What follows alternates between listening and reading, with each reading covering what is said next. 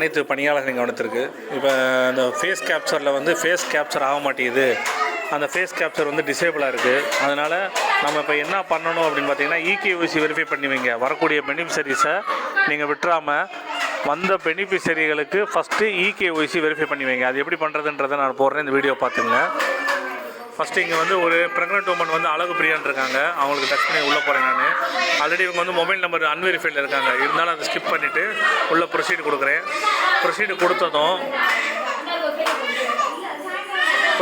இந்த பேஜ் வரும். இந்த பேஜில் வந்து ப்ரொசீடு கொடுங்க. அந்த ப்ரொசீடு கொடுத்த உடனே அந்த பெனிஃபிஷரியோட ஆதார் நம்பர் கேட்கும். அந்த ஆதார் நம்பரை நான் என்ட்ரி பண்ணுறேன்.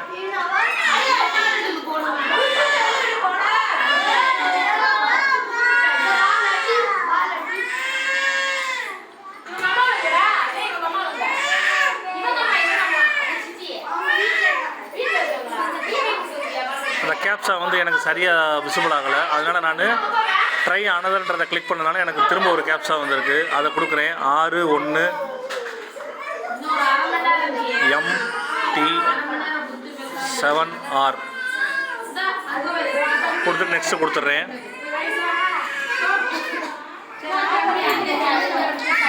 இப்போ அந்த பெனிஃபிஷரியோட ஃபோன் நம்பருக்கு ஓடிபி போயிருக்கோம். அந்த ஓடிபியை கட் பண்ணிவிட்டு கண்டினியூ கொடுக்கணும்.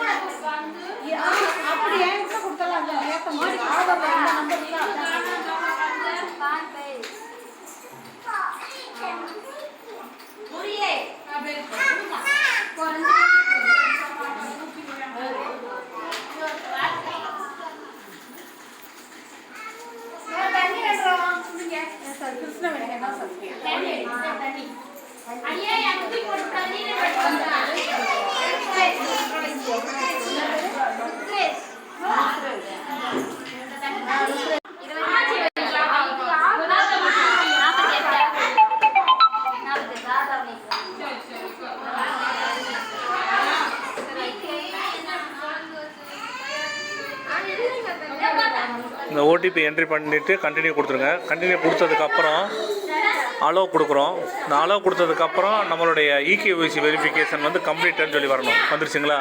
இகேஒய்சி கம்ப்ளீட்டட் சக்ஸஸ்ஃபுல்லின்னு வந்துருச்சு. இது வரைக்கும் நீங்கள் பண்ணிடுங்க, நான் உங்களுக்கு சொல்கிறேன். அதுக்காக தான் அந்த வீடியோ போட்டிருக்கேன். அடுத்து பாருங்கள், ப்ரொசீட் டு ஃபோட்டோ கேப்சர் அப்படின்றத கிளிக் பண்ணுறேன்.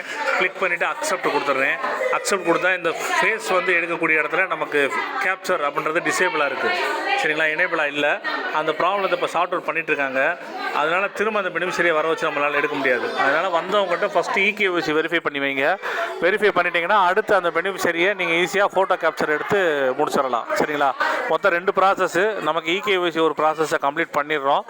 இந்த ஃபோட்டோ கேப்சர் கொஞ்சம் ப்ராப்ளமாக இருக்கனால ஃபோட்டோ கேப்சர் ப்ராப்ளத்தை சார்ட் அவுட் பண்ணதுக்கப்புறம் நீங்கள் ஃபோட்டோ கேப்சர் எடுத்துக்கலாம்.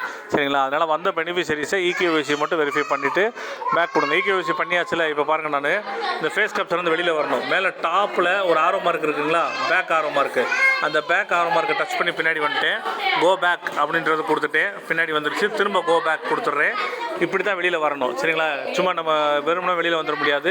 ஃபஸ்ட்டு டாப்பில் ஒரு ஆரோ மார்க் இருக்கும். அந்த ஆரோ மார்க்கை டச் பண்ணி வெளியில் வருவீங்க. அதுக்கப்புறம் கோ பேக்கு, திரும்ப ஒரு கோ பேக். இந்த 2 தடவை கோ பேக் கொடுத்துட்டு தான் நம்ம வெளியில் வர முடியும். சரிங்களா? இதில் ஏதாவது டவுட்டுன்னா எனக்கு கால் பண்ணுங்கள், நான் உங்களுக்கு கிளாரிஃபை பண்ணுறேன்.